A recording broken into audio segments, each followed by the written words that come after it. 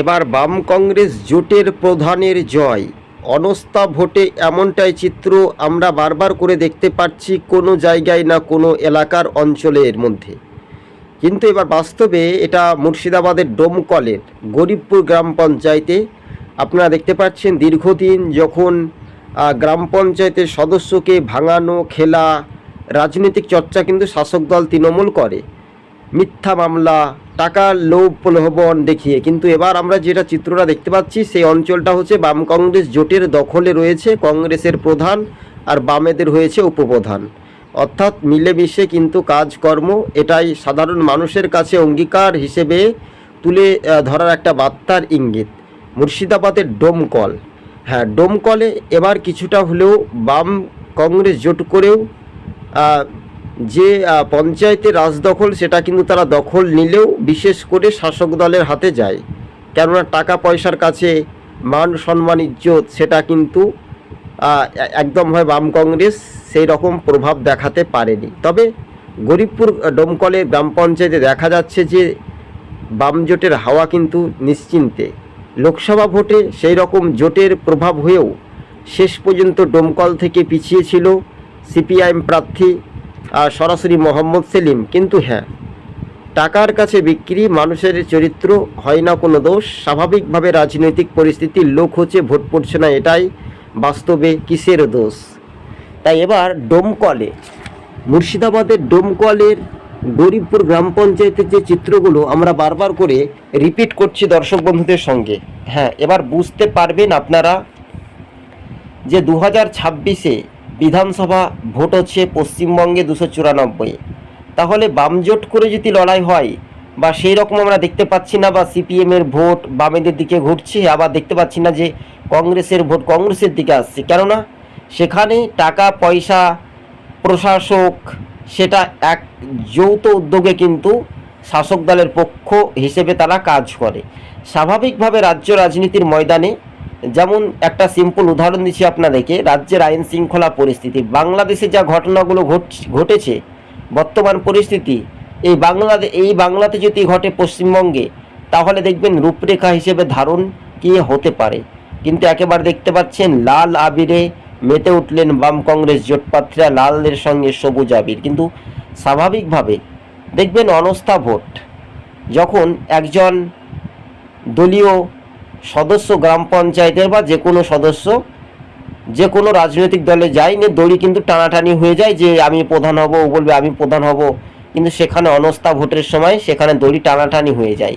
তাই স্বাভাবিকভাবে অধীর রঞ্জন চৌধুরী তিনি ক্রমাগত তিনি দিল্লিতেই রয়েছেন, ফিরবেন এবং ডিসেম্বরে রাহুল গান্ধী আসতে পারেন পশ্চিমবঙ্গে, এমনটাই খবর কিন্তু আমরা পাচ্ছি।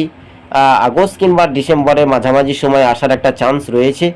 স্বাভাবিকভাবে কিন্তু মুর্শিদাবাদের ডোমকলে যা বামেদের এক সময় লাল দুর্গ ছিল, সেই লাল দুর্গ পরবর্তী সময় তৃণমূলে দখলে যায়। অর্থাৎ তৃণমূল দখল নেবে না কেন, কারণটা হচ্ছে কি, তিনটি ধাপ বাংলার মানুষকে আমরা বলবো, ভালো করে মনোযোগ দিয়ে শুনে রাখবেন দর্শক বন্ধুগণ। তৃণমূলের অনেক টাকা, পঞ্চায়েত 2018 থেকে 2023-এর যে পঞ্চায়েত নির্বাচন হয়েছিল সেটা কিন্তু এই টাকা পয়সার খেলোয়াড় রাজনীতি, সে পঞ্চায়েত ভোটের মতো লোকসভা ভোট করেছিল তৃণমূল এবং বিধানসভা ভোটও করেছিল।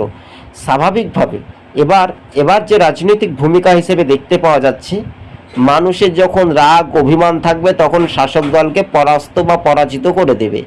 স্বাভাবিকভাবে এবার কিন্তু দেখা যাচ্ছে মুর্শিদাবাদের ডোমকলে যে চিত্র, গরিবপুর গ্রাম পঞ্চায়েতে সেখানে একাধিক চিত্র, সেখানে বাম জোটের সদস্যরা বসে রয়েছেন এবং সেই অঞ্চলের মধ্যে দিয়ে প্রত্যেকের হাতে দেখতে পাচ্ছি আমরা কাগজ। কেননা এই স্বাভাবিকভাবে কিন্তু এই অঞ্চলটা দখল নিয়েছিল বাম জোট, তবে দীর্ঘদিনের দখলে রয়েছে। স্বাভাবিকভাবে কিছু মাঝখানে হয়তো শাসক দলের দিকে আবার কবে ঝুঁকে পড়বে কি, এটা একটা বড় পাওনা বা বড় স্বপ্ন, আশা বা অঙ্গীকার, এটা কিন্তু সময়ের সাথে বা সময়ের অপেক্ষাতে বলবে দর্শক বন্ধুগণ। সবুজবঙ্গ নিউজ ইউটিউব চ্যানেলটি ভালো লাগলে অবশ্যই সাবস্ক্রাইব করে সঙ্গে থাকবেন। অধীর রঞ্জন চৌধুরীর দায়িত্ব কিন্তু আরও প্রভাব দেখিয়ে রাহুল গান্ধীর সঙ্গে অধীরের যেটা সম্পর্ক, সেটা বেশ কয়েকদিন আগে বৈঠক হয়েছিল। তবে স্বাভাবিকভাবে অধীর চৌধুরী প্রদেশ সভাপতি হচ্ছে, এই খবর শুনেই সোশ্যাল মিডিয়ায় কিন্তু আমরা একটা রাজনৈতিক মহলে সম্ভবত খবর সূত্র মারফত কংগ্রেসের এআইসিসি দিল্লি দপ্তর থেকে কেসি ভেনুগোপাল বা রাহুল গান্ধীদের কাছ থেকে কার্যত আভাস আমরা শুনতে পাচ্ছি। সম্ভাব্যত বললাম কেন, এই সম্ভাব্য মানে একটা অনুমান করে বাড়ানো হচ্ছে, কার রাগ হতে পারে, কার অভিমান হতে পারে। কিন্তু ভোটে হেরেও ময়দান ছাড়েননি অধীর রঞ্জন চৌধুরী, কেননা ধর্মীয় মেরুকরণের রাজনীতির কাছে তিনি হেরেছেন, তা বলে হারিয়ে যাননি। স্বাভাবিকভাবে দর্শক বন্ধুগণ দেখে আমরা জানাই যে মুর্শিদাবাদে আগামী দিন দেখবেন, আগামী যখন লোকসভা ভোট আসবে তখন এমপির সংখ্যা বাড়তে পারে বলে এমনটাই সূত্র মারফত খবর চলছে। পার্লামেন্টের অধিবেশন কতটা আয়ত্ত বাড়বে সেটাই কিন্তু লোকসভার এমপির সংখ্যা প্রতিটি জেলায় বাড়তে পারে, প্রতিটি রাজ্যে। স্বাভাবিকভাবে কিন্তু মুর্শিদাবাদের ডোমকল বামেদের একসময় লাল দুর্গ ছিল, সেই লাল দুর্গ বাম জোটের ক্ষমতায় এখন দুর্গ।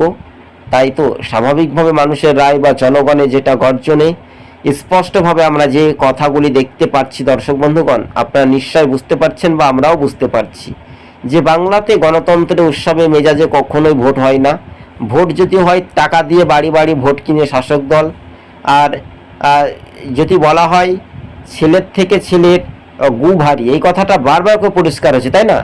ভালো করে মনোযোগ দিয়ে শুনে রাখবেন, এই বাংলাতে একদিন থালার ভাত জনগণকে দেখাবে শাসকের। কেননা রাজ্য রাজনীতির যে পরিস্থিতি বা রাজ্য রাজনীতির যে অবস্থা সেটা কিন্তু আগামী দিনে কিন্তু মানুষজন কিন্তু বুঝতে পারবে দর্শক বন্ধুগণ। তবে মানুষের রায় বা জনগণ যেদিকে রায় দিবে সেই দিকেই কিন্তু মাথা পেতে নিতে হবে। কেননা যদি কেউ মনে করে হেরে গেছি বা হারিয়ে গেছি, এটা তারা ভুল ভাববে। স্বাভাবিকভাবে মুর্শিদাবাদে একসময় বামেদেরও লাল দুর্গ ছিল, সেটা কিন্তু কংগ্রেসের দখলে গিয়েছিল। পরবর্তী সময়ে আবারও কংগ্রেস দখলে নেয়, তারপরে তৃণমূলের দখলে, আবার বামেদের দখলে আসবে বলে এটা তার মানে হচ্ছে না, বা মানে হয় একসময় আসতেও পারে, কোনো ব্যাপার নেই।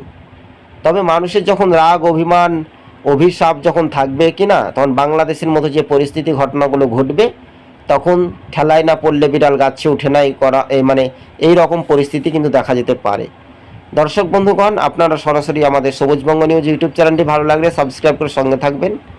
মুর্শিদাবাদের ডোমকল থেকে যে চিত্র, গ্রাম পঞ্চায়েতের সদস্যরা কিন্তু রাজনৈতিক মহলে একটা আলোচনা করছিল, পারদ কিন্তু একেবারে বলায় না ঘুমপাড়ানি মাসি পিসি মোদের বাড়ি এসো, ভোটের সময় লুট করো ছাপ্পা মেরে জিতো। এটা একটা স্বাভাবিকভাবে রাজনৈতিক মহলে কিন্তু একটা অনুমান করানো ছিল। এই মুহূর্তে যেটা সবচেয়ে বড় খবরের আপডেট, সমীকরণ বা রাজনৈতিক মহলে যে সমস্ত রকমের জল্পনা কল্পনার অবসান ঘটিয়ে বাস্তবে শুধু এটা একটা দেখার একটা বিষয়। তবে রাজনৈতিক মহলে বারবার করে একটা রিপিট করানো হচ্ছে যে আগামী দিন মানুষের রায় বা জনগণের আওয়াজ সেটা বাংলাতে কতটা প্রভাব দেখা যাবে। এই বাংলার বুকে ভোটের সময় মায়ের কোল খালি হয়, কিন্তু মুর্শিদাবাদের ডোমকলের মতো জায়গাতে বামেদের ফলাফলটা একটু খারাপ হয়েছিল লোকসভা নির্বাচনে, অর্থাৎ বাম কংগ্রেস জোটেরই হয়েছিল। কেননা মানুষ এদের মিছিলে লোক হচ্ছে, মিটিং হচ্ছে, কিন্তু লোকে কারণ নেই। জনগণ প্রভাব দেখাচ্ছে যে আমি বাম কংগ্রেস জোটে আছি, আসলে কিন্তু তলায় শাসকের দিকে তারা ঝোঁক মেটে ভোট দিচ্ছে। স্বাভাবিকভাবে এটাই এই বলার মালিক তো আমরা নয়। যারা গণতন্ত্রের উৎসবে মেজাজে রাজনীতি দল করে, সেই সিপিএম বা কংগ্রেস, তাদের ভূমিকা নিয়েও তাদের রাজনৈতিক দল চিন্তা ভাবনা করবে, তাদের মণ্ডল নেতৃত্ব এবং মানে সরাসরি কমিউনিস্ট পার্টির নেতৃত্বরাও আলোচনা করবে যে কেন এই রাজ্য রাজনীতিতেই বাম জোটের ফলাফল লোকসভাতে খারাপ হয়েছিল। পঞ্চায়েতে বেশ কয়েকটি গ্রামে দেখা যাচ্ছিল যে একচেটিয়া ভোট হয়েছিল। স্বাভাবিকভাবে এটা একটা রাজনৈতিক মহলে যে একটা ভূমিকা, সেটা নিয়ে কিন্তু একটা তোড়ঝোড় আওয়াজ কিন্তু আমরা শুনতে পাচ্ছিলাম। তবে স্বাভাবিকভাবে এই রাজ্য রাজনীতির পরিস্থিতি নিয়ে আপনারা ভালো করে জেনে রাখছেন যে মুর্শিদাবাদের ডোমকলের গরিবপুর গ্রাম পঞ্চায়েতে একটা বাজি মাতের একটা যে বিশাল একটা বাজি, সেটা কিন্তু একটা দেখার একটা বিষয়। তবে রাজনৈতিক মহলে সেই রকমই খবরের আপডেট আপনাদের সঙ্গে আমরা প্রতিবেদনে তুলে ধরেছি। মুর্শিদাবাদের ডোমকল ছিনে নিল বাম কংগ্রেস জোট। তাহলে কি এটা অনাস্থা ভোট না আস্থা ভোটের একটা প্রস্তাব আসে? অনাস্থার যখন প্রভাব, তখন দেখা যায় বাম জোটের এদিকে এগিয়ে আসার সম্ভাবনা বেশি। তাই রাজনৈতিক মহলে আলোচনা করানো হচ্ছে যে আগামী দিন মানুষের রায় বা পথ চলা শুরু। আর সেই স্বাভাবিকভাবে এটা একটা রাজনৈতিক মহলে যে ভূমিকা, সেটাই নিয়ে কিন্তু দেখা যাচ্ছে মুর্শিদাবাদের ডোমকলে দীর্ঘদিন পর বাম জোটের কিন্তু একটা হাওয়া ধরেই ছিল, কিন্তু এই হাওয়া অনস্থায়ী হাওয়া কিন্তু আরও বইতে পারে বইবে মুর্শিদাবাদে।